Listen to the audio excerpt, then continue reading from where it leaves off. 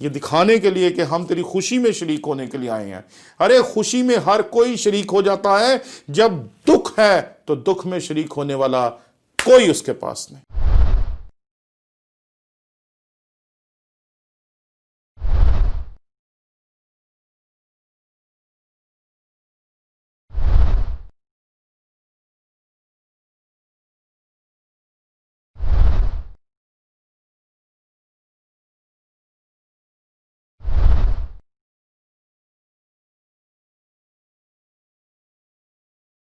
مسیح یسوع کے عظیم و جلیل نام میں آپ کی سلامتی ہو۔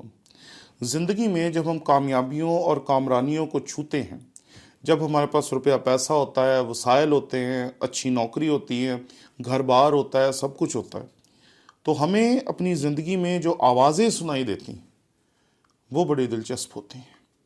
لوگ ہماری تعریفوں کے پل باندھتے ہیں، لوگ کہتے ہیں آپ چھا گئے ہیں، آپ کے مقابلے میں اس دنیا میں کوئی اور نہیں ہے، آپ جیسا تو کوئی ہے نہیں۔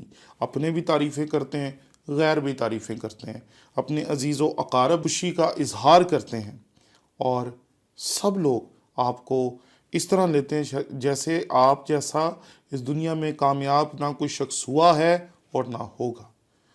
جو شخص جو خواہش لے کے آتا ہے آپ سب پوری کر دیتے ہیں، لیکن اگر تھوڑے سے بھی حالات خراب ہوں اور آپ کسی شخص کی ایک خواہش بھی پوری کرنے میں ناکام رہیں تو ایک دم سے اس کے رویے میں اتنی بڑی تبدیلی آتی کہ آپ دیکھ کر چونک جاتے ہیں۔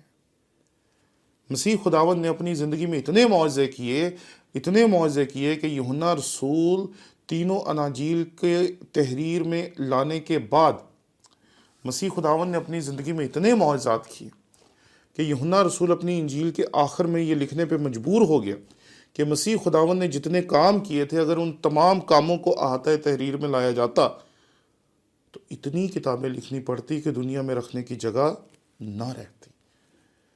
مسیح خداوند کے اتنے معجزات کا صلہ اس کو یہ ملا کہ جیسے ہی یہودیوں نے اسے گتسمنی میں آ کر پکڑا تو تمام اس کے شاگرد جو تھے وہ ڈر کر بھاگ گئے، ماں سوائے یوحنا رسول کے تمام وہاں سے بھاگ گئے۔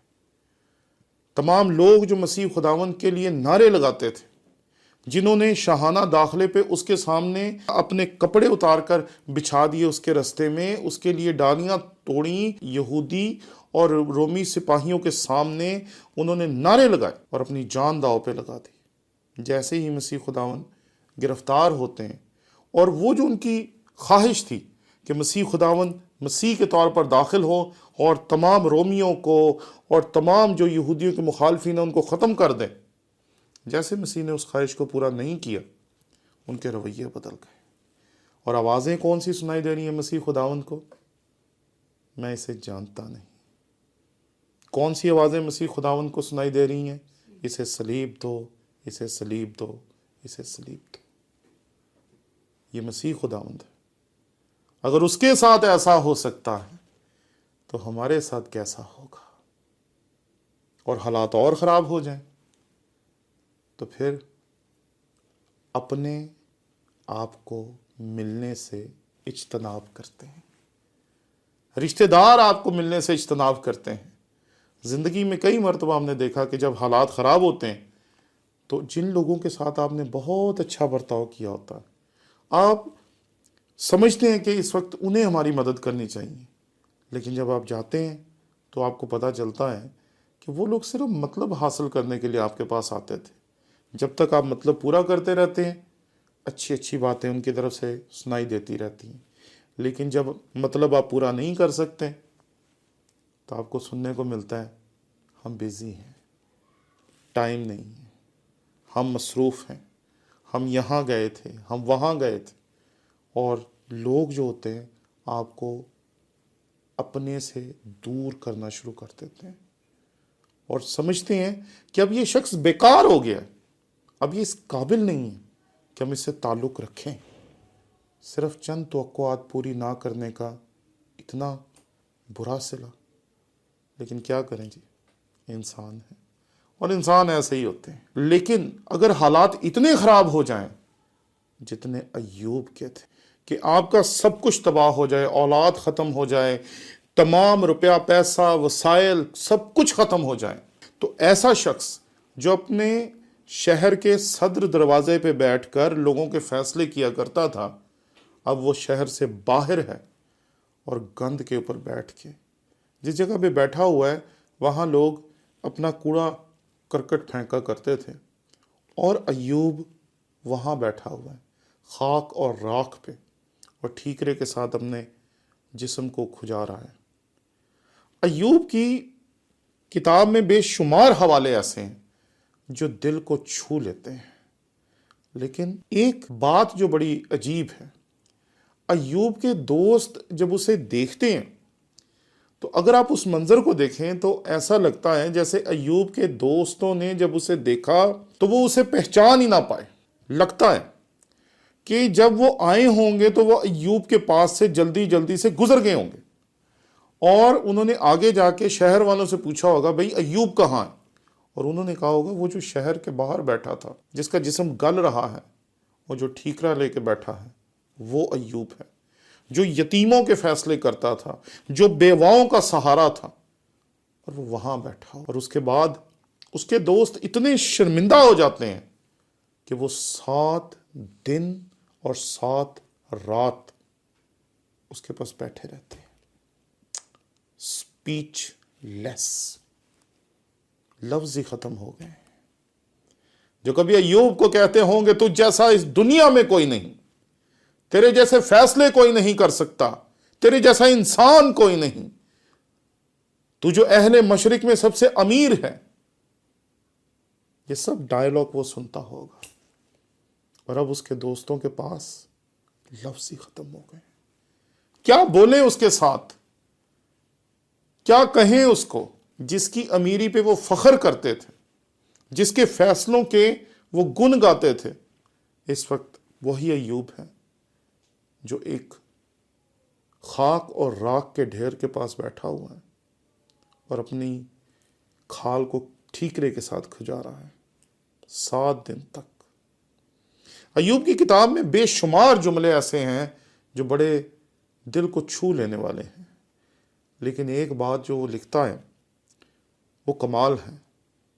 وہ کہتا ہے میرا نوکر، میرا غلام میری بات نہیں سنتا۔ غلام خریدے جاتے تھے پرانے دور میں، اور وہ اپنے مالک کی ملکیت ہوتے تھے، اور اب بھی اصولی طور پر ایوب کے غلام اس کی ملکیت تھے۔ لیکن کیا کرے، جس حالت میں اس کو اپنے چھوڑ گئے۔ ایوب کی پوری کتاب میں آپ دیکھ لیں، پہلے باب سے آخری باب تک کہیں اس کی نہ بہن دکھائی دیتی ہے، نہ اس کا کوئی بھائی دکھائی دیتا ہے، نہ کوئی رشتہ دار دکھائی دیتا ہے۔ ہاں، جب وہ بحال ہو جاتا ہے، جب سب کچھ ٹھیک ہو جاتا ہے، تو پھر وہ ایک ایک سکہ لے کر اس کے پاس آتے ہیں، یہ دکھانے کے لیے کہ ہم تیری خوشی میں شریک ہونے کے لیے آئے ہیں۔ ارے خوشی میں ہر کوئی شریک ہو جاتا ہے، جب دکھ ہے تو دکھ میں شریک ہونے والا کوئی اس کے پاس نہیں، نہ بہن ہے، نہ بھائی ہے، نہ کوئی اور ہے، اولاد تو رہی نہیں۔ ایسے میں اس کے دوستوں کے پاس بھی الفاظ ختم ہو گئے ہیں۔ وہ کیا سن رہا ہوگا؟ بچے اسے چھیڑتے ہوں گے، جیسے عام طور پر بچے فقیروں کو چھیڑتے ہیں، لاغروں کو چھیڑتے ہیں، جو سڑک کے کنارے بیٹھے ہوتے ہیں، اس طرح بچے اسے چھیڑتے ہوں گے۔ ایک کتنا عزت دار شخص جس کے پاؤں مکھن سے اور دودھ سے دھوئے جاتے تھے، اس شخص کو کہنے کے لیے الفاظ ختم ہو گئے ہیں۔ لیکن ایسے وقت میں ایوب نے ایک آواز سنی، اور وہ آواز میں آپ کے سامنے کتاب مقدس میں سے پڑھنا چاہتا ہوں۔ ایوب اس کا 42واں باب اور اس کی 5ویں آیت۔ میں نے تیری خبر کان سے سنی تھی، پر اب میری آنکھ تجھے دیکھتی ہے، اس لیے مجھے اپنے آپ سے نفرت ہے اور میں خاک اور راکھ میں توبہ کرتا ہوں۔ ایوب نے ایسے وقت میں جب خدا اس سے ہم کلام ہوا تو وہ کہتا ہے کہ پہلے میں نے تیری خبر کان سے سنی تھی، لیکن اب میں نے تجھے جان لیا ہے، اب میں تجھے سمجھ لیا ہے، اب میں نے تجھی آواز کو حقیقت میں سن لیا ہے۔ جب حالات ٹھیک ہوتے ہیں نا، ہمیں سب کچھ سنائی دیتا ہے، صرف خدا کی آواز سنائی نہیں دیتی۔ جب حالات خراب ہونے شروع ہوتے ہیں تو ہم گھروں میں دعا کرنا شروع کرتے ہیں۔ جب حالات اور خراب ہوتے ہیں تو ہم پادریوں سے اور خدا کے خادموں سے دعائیں کروانا شروع کرتے ہیں، اور جب حالات بالکل تباہ ہو جاتے ہیں تو پھر ہم خود خاک اور راکھ پہ بیٹھ کے اپنے خدا سے بات کرتے ہیں۔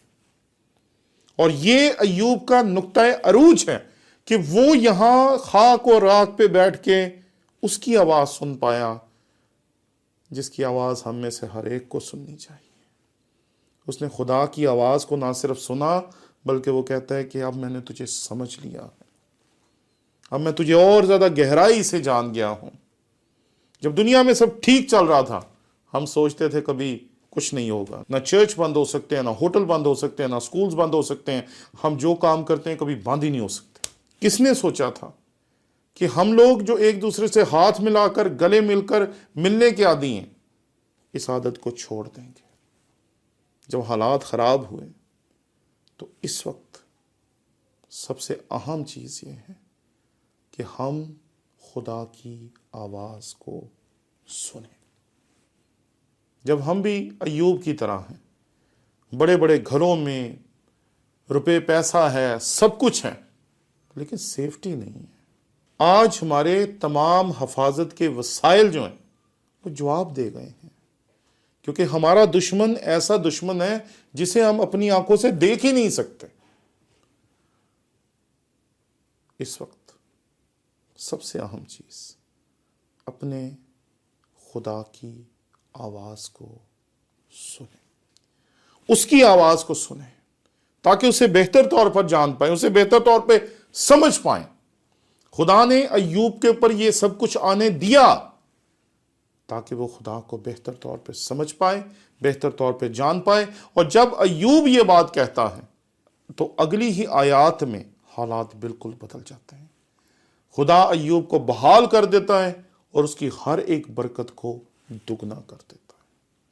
میرا یہ ایمان ہے کہ سن 2020 میں خدا جب اس تمام حالات میں سے جو سبق انسانیت کو دینا چاہتا ہے، جب وہ سبق انسانیت سیکھ لے گی تو خدا ہماری برکات کو دگنا کر دے گا، اور ہر طرح کی برکت جو آج ہم سے چھن گئی ہے خدا ہمیں دگنی کر کے دے گا۔